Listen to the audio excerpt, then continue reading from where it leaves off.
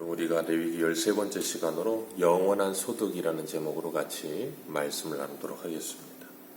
하나님께서 화목제를 드리게 하시면서 하나님께 화목제를 드리는 것으로 끝내는 것이 아니라 그 화목제의 제물을 가지고 이웃과 나누며 이웃과 화목하게 하셨습니다.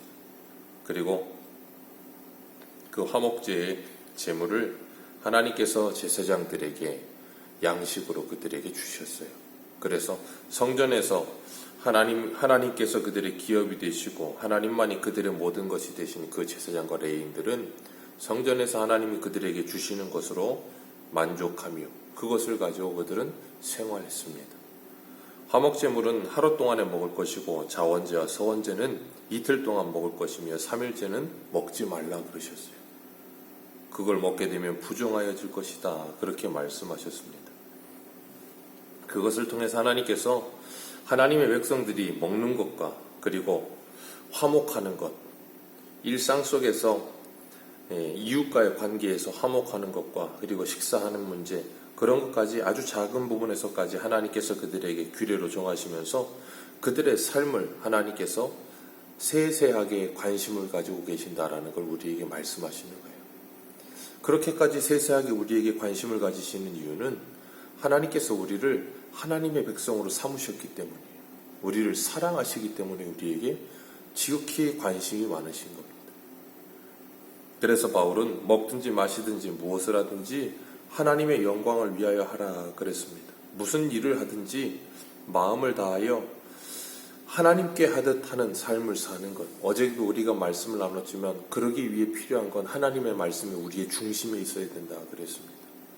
내 마음의 중심에, 생각의 중심에 있어서 그 하나님의 말씀을 따라가게 될 때 하나님께서 그 모습을 기뻐하시는 거예요.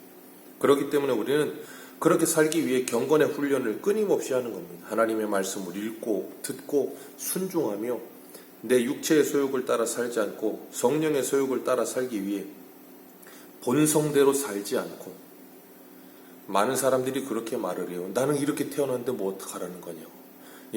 본성이 원래 그런 사람들이 있거든요. 성격적으로 다혈질적인 사람도 있고 내향적인 사람도 있고 외향적인 사람도 있고, 그건 타고나는 기질이에요. 어쩔 수 없어요.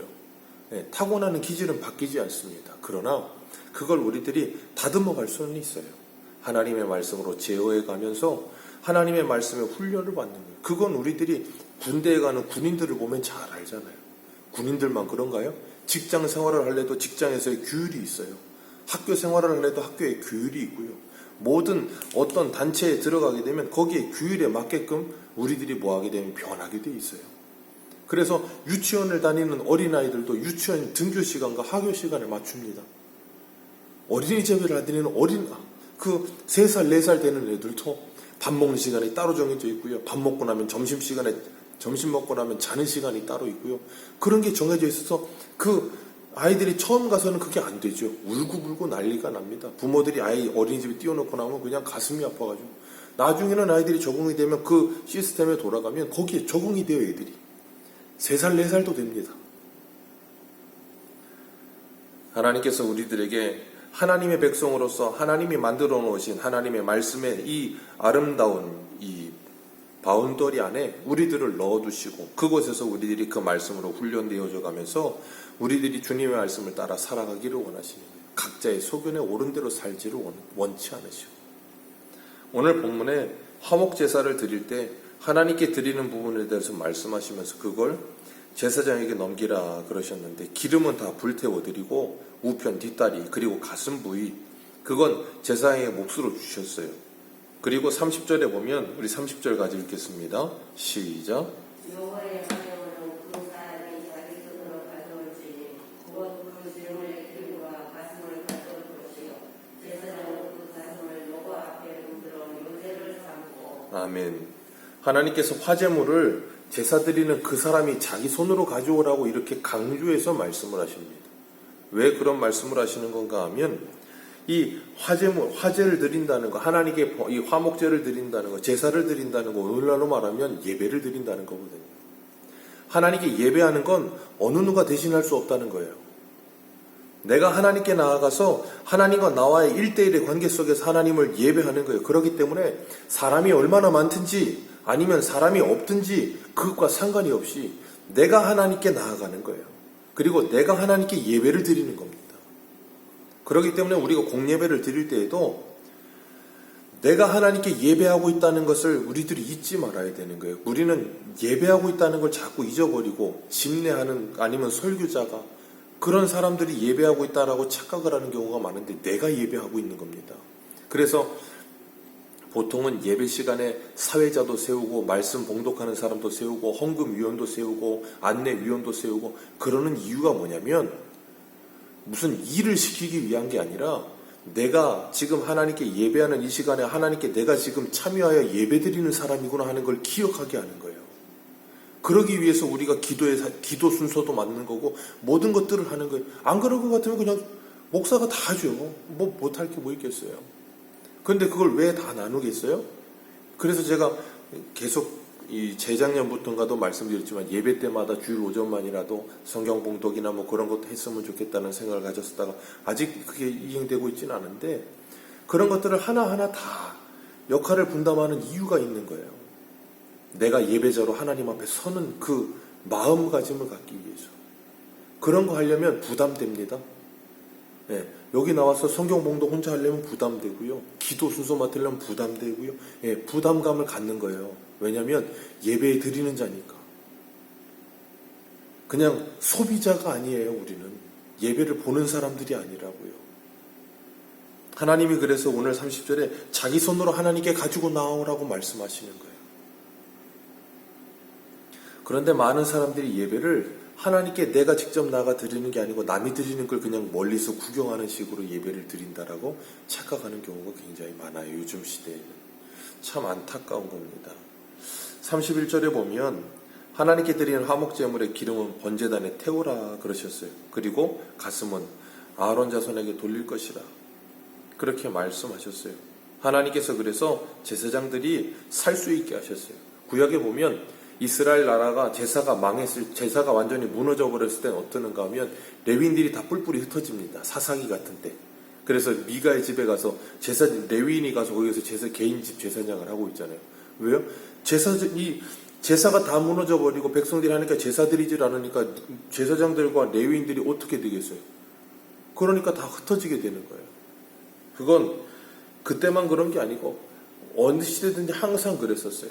하나님께서 그래서 그 제사가 무너졌을 때 다시 그걸 회복하면서 레위인들을 불러 모시고 그래서 이 에스라 같은 데 보면 느헤미야나 에스라 같은 데 보면 이스라엘 백성들이 돌아왔는데 거기에 보면 레위인들이 빠져 있어요. 그래서 에스라가 가서 레위인들을 불러와라 그러면서 레위인들을 불러와서 데리고 옵니다.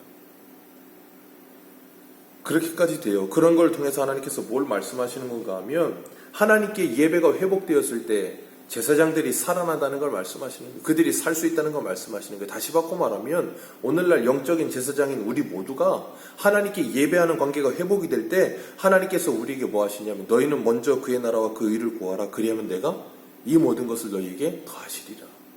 하나님이 우리들을 책임지시겠다는 거예요. 레위인들을 그리고 제사장들을 책임지신 것처럼. 그래서 하나님이 그들에게 뭐라 그러셨냐면 그들에게는 기업을 주지 마라. 하나님께서 그들의 기업이라 그러셨거든요. 우리 그리스도인들에게 있어서 우리의 기업은 하나님이 우리의 기업입니다. 하나님이 우리의 소득이고 하나님이 우리의 기업이세요. 그래서 오늘 34절 말씀 34절 같이 읽겠습니다. 시작.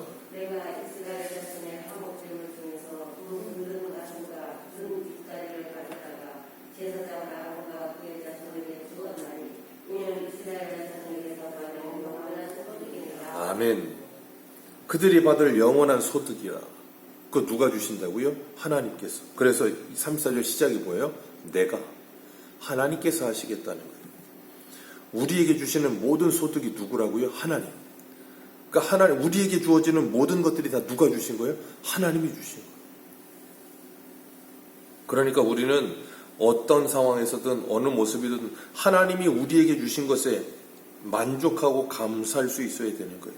그것이 제사장들이 살아야 되는 이유. 하나님은 그들에게 가슴과 넓적다리만 주셨어요. 그들은 그것만으로 만족하는 거예요. 왜? 하나님이 주신 거니까. 사도 바울은 디모데전서 6장 6절에서 8절에 이렇게 말해요. 자족하는 마음이 있으면 경건은 큰 이익이 되느니라. 우리가 세상에 아무것도 가지고 온 것이 없음에 또한 아무것도 가지고 가지 못하리니 우리가 먹을 것과 입을 것이 있은즉 족한 줄로 알 것이니라. 아멘. 하나님이 이 말은 무소유해라 그런 말도 아니고 아무것도 갖지 마라 그 말도 아니에요. 하나님이 우리에게 주신 믿음의 분량대로 그리고 하나님이 우리에게 맡기신 그것대로 감사하며 그것을 누리기만 하면 된다는 거예요. 그래서 그 다음 절 9절에 뭐라 그러냐면 부하려 하는 자들은 시험과 올무와 여러 가지 어리석고 해로운 욕심에 떨어지나니 곧 사람으로 파멸과 멸망에 빠지게 되는 것입니다. 부하려 한다는 말은 뭐냐면 내 인생의 돈이 목적이 되어버리는 순간 나라고 하는 하나님의 형상을 닮은 사람은 그 돈을 위한 수단으로 전락해버리는 거예요. 그러니까 뭐예요? 돈 벌기 위해서 부정한 일을 하고 돈 벌기 위해서 죄악된 일들을 마다하지 않는 거예요. 그게 뭐예요? 돈의 노예가 되어서 사는 거예요.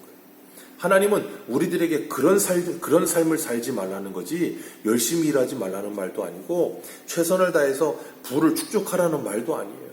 그걸 하지 말라는 말도 아니에요. 우리가 돈을 벌어야죠. 열심히 벌어야죠. 그거 왜 그래요? 하나님의 영광을 위해서요. 하나님이 내게 누리라고 하신 것을 마땅히 누리기도 하고 어려운 이웃들을 돌아보기도 하고 하나님의 나라를 위해서 선교하기도 하고 얼마나 해야 될 일이 많습니까? 그러나 그것이 잘못된 방향으로 흘러가는 것을 하나님은 막아주시는 거예요. 왜냐하면 그렇게 사는 것 자체가 얼마나 안타까워요. 주일 저녁에 벨사살이 뭐예요? 온갖 것을 다 누리면서 하나님을 조롱하고 있잖아요. 그 모습이 얼마나 안타깝습니까? 하나님은 그리스도인들이 그렇게 살기를 원하지 않으시는 거예요. 하나님께서 우리의 주인 되심을 인정하며 하나님이 우리에게 맡기시고 주신 것에 자족하며 감사할 수 있는 것, 그것이 복이에요. 그걸 감사할 수 없을 때 우리는 욕심을 부리게 되고 그 욕심 때문에 우리는 뭐예요? 무너져 내리게 되는 거예요. 그렇기 때문에 하나님께서 우리에게 맡기신 모든 것에 우리는 자족할 줄 알아야 하고 감사할 줄 알아야 하며 하나님께서 우리에게 맡기신 것을 가지고 최선을 다해서 하나님과 그리고 이웃과 화목하는 일에 아름답게 사용하는 거예요. 그래서 하나님께서 화목제를 우리에게 허락하시고 가르쳐 주시는 거예요. 뭐 하라고요? 하나님과 화목하라. 이웃과 화목하라.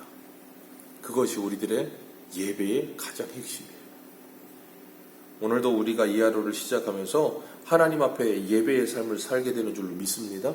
우리의 영원한 소득 대신 예수 그리스도, 우리에게 그 영원한 부요를 주셨어요. 그 부요를 주셨고 또 이 땅에서 우리에게 허락하신 소득들도 있습니다. 그것을 가지고 하나님을 위해 아름답게 사용하며 또한 하나님이 우리에게 누리라고 주신 것들을 아름답게 누리며 또한 우리 이웃들이 신음하고 고통하며 괴로워할 때 그들을 하나님의 손길로 도와주며 그래서 그들이 나를 통해서 하나님의 도우심과 하나님의 위로와 하나님의 아름다운 섬김을 받게 되는 그런 놀라운 은혜가 나를 통해 이루어지게 해달라고 하나님의 아름다운 사랑의 통로, 은혜의 통로가 되게 해달라고 기도하는 하루 되시기를 축복합니다. 기도하겠습니다.